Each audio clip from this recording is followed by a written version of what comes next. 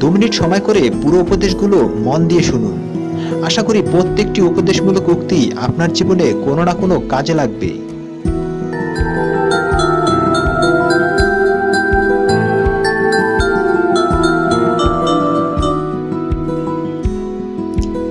পৃথিবীতে সবাই শুধু স্বার্থ বোঝে।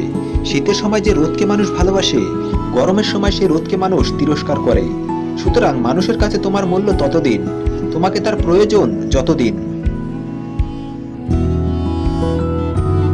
শত্রু বানানোর জন্য ঝগড়া করতে হবে না। তুমি ভালো কাজ করো, এমনি তোমার শত্রু হয়ে যাবে।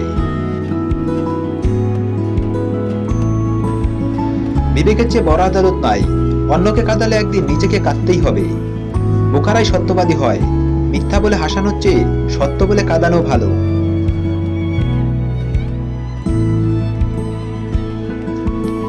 যে তোমাকে পছন্দ করে তার প্রতি সুযোগ নিও না। তোমাকে যার প্রয়োজন তাকে কখনো ব্যস্ততা দেখিও না। যে তোমাকে ভরসা করে তার সাথে প্রতারণা করো না।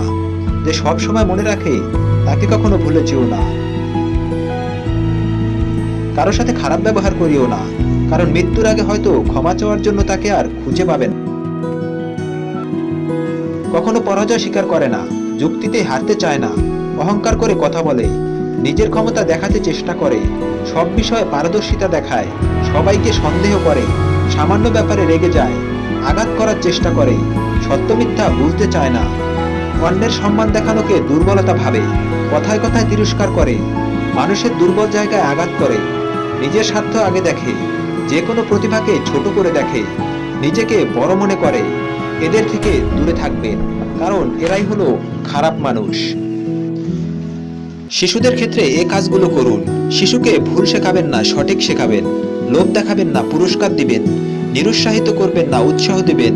বকুনি দিবেন না, উপদেশ দিবেন।